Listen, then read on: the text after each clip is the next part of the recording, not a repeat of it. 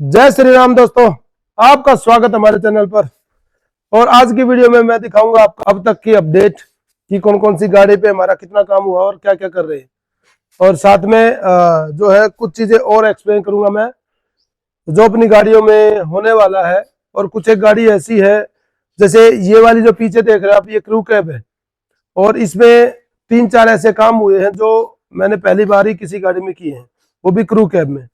तो चलिए अब चीजें मैं आपके साथ अपडेट करता हूं और अपना जो रूटीन का काम है वो आपके साथ शेयर करता हूं।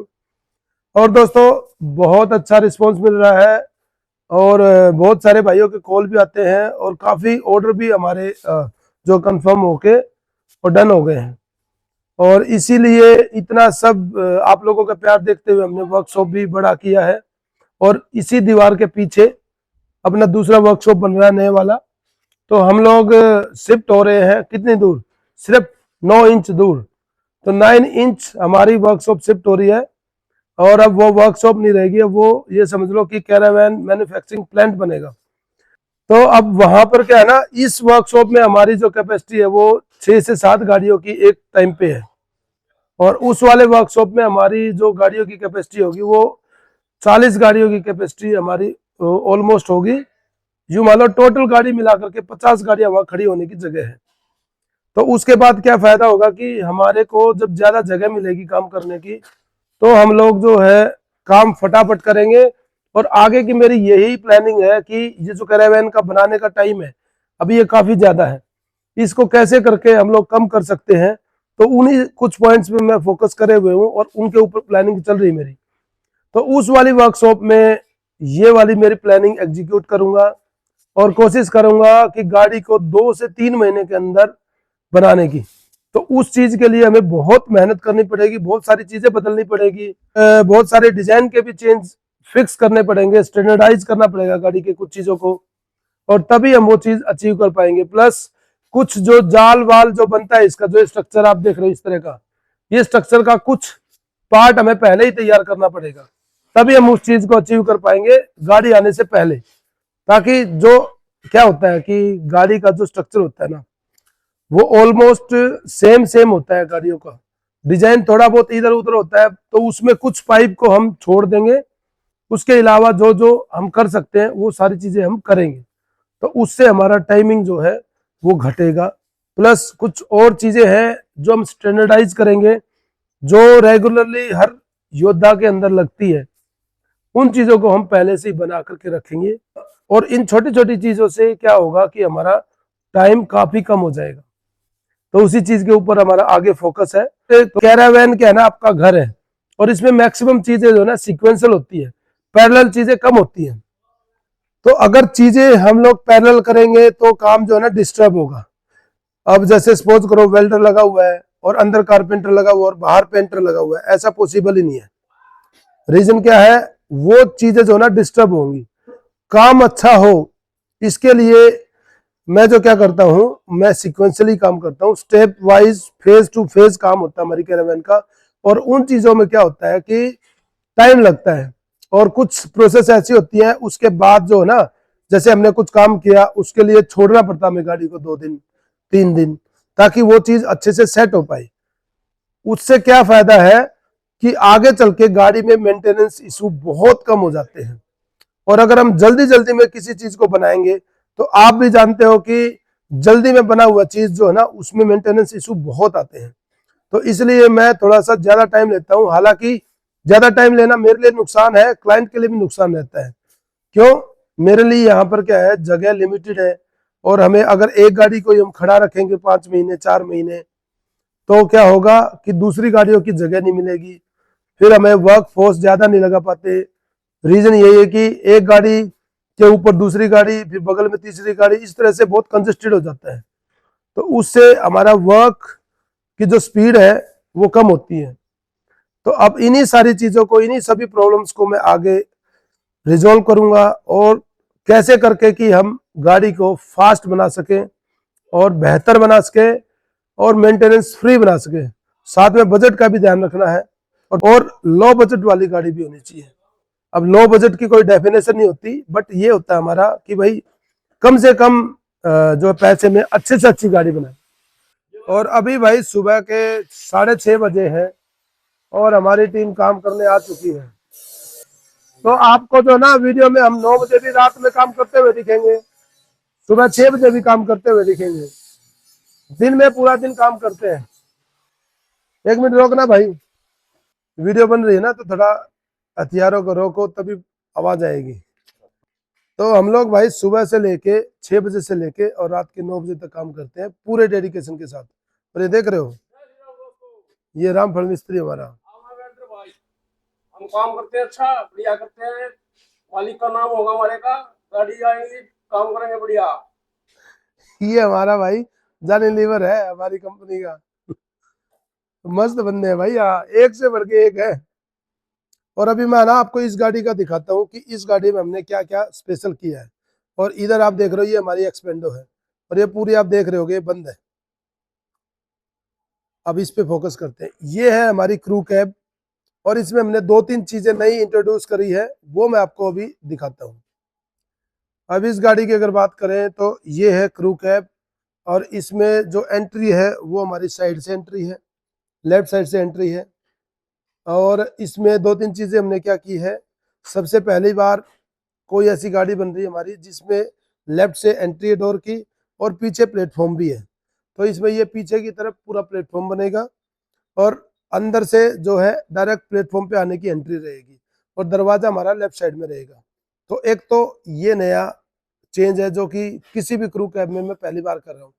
अभी तक जो हमारा बैक में ये प्लेटफॉर्म बना है ये अभी तक हमारा सिंगल कैब गाड़ी में बना है। तो पहली बार ये ऐसी गाड़ी है क्रू कैब और प्लेटफॉर्म में हमारा दरवाजा भी नहीं है। तो ये भी पहली बार ही हो रहा है कि बिना दरवाजे का प्लेटफॉर्म है कंप्लीट बैक साइड में। तो ऐसे खुल जाएगा ये और अंदर से ही उस पर एंट्री रहेगी। दूसरा, उसमें दरवाजा लेफ्ट साइड से है।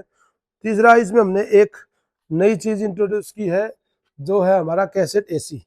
तो इसकी छत पे जो ये सेक्शन बना हुआ है ये हमने कैसेट एसी के लिए बनाया है। तो इसमें काफी बड़ा एक कैसेट एसी रखा जाएगा जो डबल फैन वाला है, डीसी 24 वोल्ट पे चलता है। और वो कैसेट एसी इस गाड़ी में रखेंगे हम और उसको प्रोटेक्शन करने का भी पूरा प्रोविजन हमने इस पे बना दिया ऊपर छत पे, ताकि जो पेड़ के ऊपर टहनिया वहनिया है वो सब ना लगेगी इस पे और ये प्रोटेक्ट हो जाएगा। और उसको कम से कम नीचे लाना है, मतलब नीचे से उसका हुड निकलता है वो छोटा सा है ताकि किसी के सर पे ना अड़े, उसके लिए हमने वो ऊपर सेटअप बनाया है। तो ये थी दूसरी चीज इंट्रोड्यूस जो इसी क्रू कैब में पहली बार हुई है। कैसेट एसी हमने छत पे 24 वोल्ट का डीसी एसी आज तक नहीं लगाया है, ये पहली बार हम लगाने वाले हैं। तो इसकी परफॉर्मेंस लगाने के बाद ही टेस्ट होगी और उसके बाद मैं आपके साथ शेयर करूंगा कि कैसा इसका आउटपुट रहा।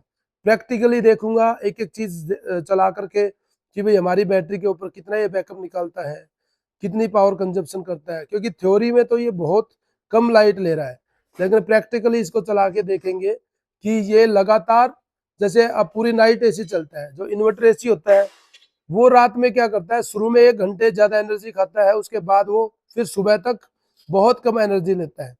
लेकिन जो इस तरह के एसी होते हैं ये कंटिन्यूस उतनी ही एम्पेयर लेते हैं। जैसे सपोज करो एग्जांपल के लिए शुरू में 20 एम्पेयर ले रहा है तो ये पूरी रात ही 20 एम्पेयर लेगा। और इन्वर्टर एसी जो होता है वो क्या करता है, शुरू में 20 एम्पेयर ले रहा है तो रात में वो 6-7 एम्पेयर पे आ जाता है। इसीलिए जो स्प्लिट एसी होता है उसमें एनर्जी सेविंग ज्यादा होती है। तो इसमें हम प्रैक्टिकली देखेंगे आगे चल के कि कितनी सेविंग होती है। नेक्स्ट इसका अपडेट है भाई साहब, इसमें लगने वाले हैं इवैक्चुएटर। इसमें यहाँ एक बेड नीचे रहेगा, एक बेड ऊपर रहेगा। जैसे हमारी मुंबई वाली गाड़ी थी विनोद की, उसमें जैसे बेड हमने मैनुअल ऊपर नीचे किया था, इसमें 4 इवैक्चुएटर लगाएंगे हम और 4 इवैक्चुएटर पे ये बेड ऊपर नीचे आपका इलेक्ट्रॉनिकली होगा। बटन दबाओ रिमोट से अपना डायरेक्ट ये बेड ऊपर नीचे आराम से जाएगा। और इसमें जो हम इवैक्चुएटर लगा रहे हैं उसकी एक इवैक्चुएटर की लोडिंग कैपेसिटी 600 किलो की है। तो 4 इवैक्चुएटर लगा देंगे तो 2400 किलो उसकी लोडिंग कैपेसिटी होगी। और जो हमारा बेड है जिसको ऊपर नीचे करना है वो मैक्सिमम 50 किलो का बनेगा। तो इसलिए इवैक्चुएटर पे कभी जीवन में लोड ही नहीं आएगा, तो उसकी रोड भी बैंड नहीं होगी। और इन चीजों का मैं बहुत ध्यान रखता हूँ अच्छे से, ताकि इन फ्यूचर उसका मेंटेनेंस इश्यू ना आए। क्योंकि इवैक्चुएटर मैं आज तक इसीलिए नहीं यूज कर रहा था क्योंकि उसका इन फ्यूचर अगर मेंटेनेंस इश्यू आता है तो फिर दोबारा पैसे लगाओ। तो इसलिए वो चीज मैंने इस बार खुद प्रैक्टिकली चीज़ों को समझा है, देखा है। और जितनी हमारी कैपेसिटी है, 50 किलो का बेड है, हमारे को उठाना कितने का है? उठाने की जो कैपेसिटी हमारे एक्चुएटर की है 2400 किलो। तो 50 किलो कहाँ और 2400 किलो कहाँ? तो उसकी जो रोड होगी या उसकी जो भी मैकेनिज्म है वो कितना जबरदस्त होगा कि जिसका इम्पैक्ट बेड के ऊपर आएगा नहीं, तो वो फ्री ऊपर नीचे चलेगा, तो इसलिए उसके खराब होने के चांसेस कम है। दूसरा क्या है, वो मेड इन इंडिया है हमारे एक्चुएटर, और मेड इन इंडिया है तो वो यहाँ रिपेयर भी हो जाएंगे। और दिल्ली से ही मैंने एक्चुएटर लिए हैं, तो मेरा रिपेयरिंग भी इजी है क्योंकि पास में है मार्केट। तो ये 3 अपडेट मैंने इस गाड़ी की बताई है। पहला हो गया लेफ्ट साइड का गेट और बैक में प्लेटफॉर्म, दूसरा हो गया कैसेट एसी, तीसरा हो गया इवैक्चुएटर के ऊपर बेड, जो ऊपर वाला बेड है। तो टोटल इस गाड़ी में 7 से 8 बंदों की स्लीपिंग कैपेसिटी है, वो भी क्रू कैब के अंदर। तो आगे का अपडेट देता हूँ, काम करते हैं, अब बहुत होगी बातें, चलिए। और आज भाई अपनी गाड़ी पे फाइनल कलर डल रहा है। ये बैक साइड में कलर डल चुका है, ये है ग्रे वाला कलर। जो ये कलर बेसिकली आता है हमारी जो क्रेटा है ना होंडाई की, उसके ऊपर ये कलर आया था। तो वहीं से हमारे क्लाइंट ने, जेडी भाई ने, उन्होंने ये कलर वहाँ से पसंद किया और ये डल रहा है कलर अब आगे वाले कैबिन पे भी। ये हमारा बेस वाइट होती है गाड़ी, तो उस पर अब ये वाला कलर चल रहा है। तो ये पहला कोट अपना स्टार्ट हो गया है, क्योंकि हमने रबिंग वबिंग मजाई सब कुछ कर लिया है। आप अगर देखोगे तो पूरी प्रॉपर रबिंग करी हुई है। और अब पहला कोट सरफेसर का डल रहा है, तो उसके बाद अपना फाइनल डलेगा। और यहाँ से देखो आप, सही चमक आ रही है, बिल्कुल एकदम जबरदस्त। देखो इधर से चमक दिख रही होगी आपको।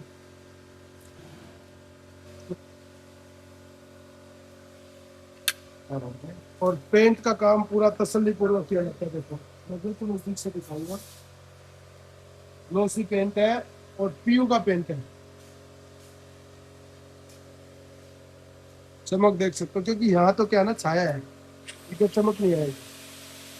तो पूरी गाड़ी के पेंट होने के बाद लगेगी जबरदस्त। और ये हम पूरी गाड़ी को जो ना कवर कर लेते हैं, ये देख सकते हो आप, पूरी गाड़ी में टेप से टेपिंग करके इसको कवर कर रखा है। आगे के शीशे हो गए, और अब यहाँ आगे कैबिन पे कलर डल रहा है।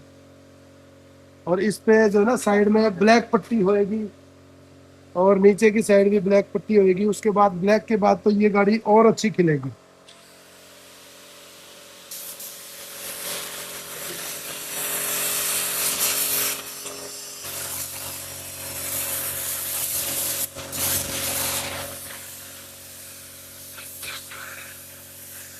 हम लोग जो ना पीयू पेंट करते हैं, और वो भी बहुत अच्छी क्वालिटी वाला है, कॉस्ट कटिंग नहीं होती अपने यहाँ।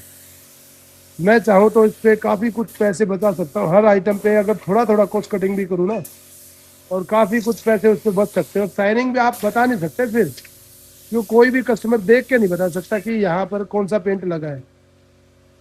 बट आप ये देखो, यहाँ हमारा बेस कोट है, उसमें भी साइनिंग है। हम लोग क्या करते हैं भाई, हम लोग क्या करते हैं कि हर चीज़ में प्रॉपर कंपनी की चीज़ें लगाते हैं। और कोई भी चीज़ है ना, थोड़ा और ज़्यादा करने में कुछ ज़्यादा डिफरेंस नहीं होता।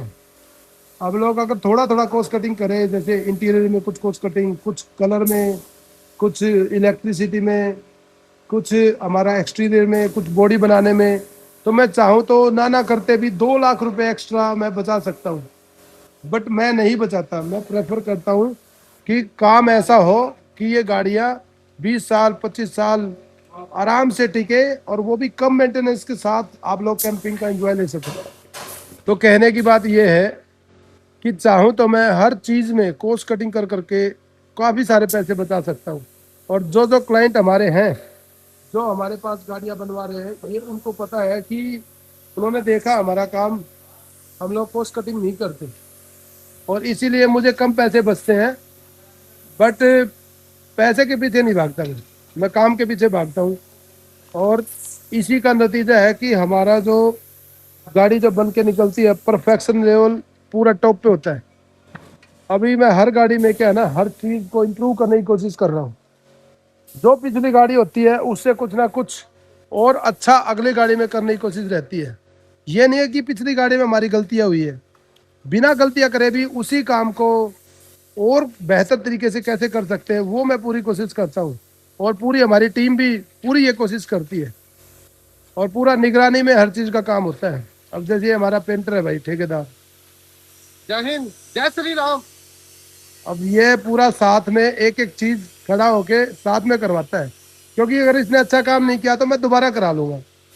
कोई भी चीज अगर थोड़ी सी भी कमी रह जाती है, मैं फिर उसको ये नहीं सोचता कि चलने नहीं देते, उसको दोबारा घिसाओ, फिर मंजाई करो, फिर दोबारा कलर करो। और चाहे बॉडी बनाने वाला हमारा कोई बंदा हो, चाहे कारपेंटर हो, चाहे इंटीरियर वाला हो, कोई भी बंदा अगर वो गलती करता है तो उस चीज को मैं हटवा दूंगा वापस और दोबारा से वो चीज बनवाऊंगा। और इसी के लिए मैं कह पाता हूँ पूरे कॉन्फिडेंस से कि भाई हमारी गाड़ी चलती है लॉन्ग लाइफ, जिसमें आप कैरावैनिंग कर सकते हो ऑलमोस्ट 15-20 साल बड़े आराम से, बिना किसी फालतू की मेंटेनेंस के। तो वो चीज मैं कॉन्फिडेंस के साथ तभी कह पाता हूँ जब मैं काम तसल्ली पूर्वक करवाता हूँ अपना। हर बंदे को मैंने बोल रखा है कि अगर थोड़ी सी भी कमी निकली तो पैसे ही नहीं मिलेंगे और काम डबल करना पड़ेगा। इसलिए मैं पहले ही ज्यादा पैसा देता हूँ कि काम चाहिए हमें परफेक्ट। पैसे तुम और जहां करते हो काम उससे मुझसे 10 रुपए ज्यादा ले लो, कोई दिक्कत नहीं, लेकिन काम मेरा ऐसा होना चाहिए जैसा कहीं नहीं होता। और वो छोटी छोटी कोशिशों के बावजूद क्या होता है कि हमारी गाड़ी जब लास्ट में, अगर आप देखो वीडियो में हमारी गाड़ी इतनी अच्छी नहीं लगती, क्योंकि मैं तो अपना आईफोन से ही सिंपल बना लेता हूँ, ना कोई एडिटिंग स्किल है ना और कुछ, सीधा रो वीडियो बनाई, उसमें कट पट किया थोड़ा बहुत और डाल दी। लेकिन जब आप फिजिकली आके हमारी गाड़ियां देखोगे ना, अब ये देखो टाटा योद्धा ही योद्धा दिख रही है आपको। जब आप कोई भी बंदा हमारी वर्कशॉप पे आकर के देखता है हमारी गाड़ी को, तो वो खुद ब खुद बोलता है कि भाई इस बजट में ये गाड़ी सीरियसली बहुत अच्छी बनी है। और ये बहुत सारे बंदे जो हमारी वीडियो देखते हैं, जो हमारे भाई हैं, जो मेरे से जुड़े हुए हैं, वो कमेंट करके भी बता सकते हैं, जिन्होंने आकर के हमारी वर्कशॉप पे गाड़ियां फिजिकली अपनी आंखों से देखी है। तो जो जो भाई आकर के देखा है वो जरूर बताना कि क्या मैं कोई गलत बात कह रहा हूँ या मेरी बातें 100% सच है। अब ये बेस कोट हमारा ऑलमोस्ट पूरा हो गया और आपने देख रहोगे छत के ऊपर भी हमारा प्रॉपर कलर हुआ है, गाड़ी की छत पे भी और इस सेक्शन की छत पे भी कैरावन की, क्योंकि हम नीचे ही उसको पहले कलर कर देते हैं आगे वाले पार्ट को और उसके बाद इसको ऊपर चढ़ाते हैं गाड़ी पे। इसमें एफर्ट बहुत लगता है क्योंकि गाड़ी के ऊपर कैरावन बनाना बहुत आसान है। और अगर आप लोग भी हमारे से कैरावन बनवाना चाहते हैं तो आप हमें कांटेक्ट कर सकते हैं मेरे व्हाट्सएप पे, और आप मुझे ईमेल भी भेज सकते हैं। तो चलिए दोस्तों, आज की वीडियो को यहीं पर एंड करते हैं। चैनल को ज़्यादा से ज़्यादा सब्सक्राइब करें, वीडियोज़ को लाइक करें, अपने दोस्तों के साथ शेयर करें और अपने भाई को और सपोर्ट करते रहे। आपका बहुत बहुत धन्यवाद। जय श्री राम।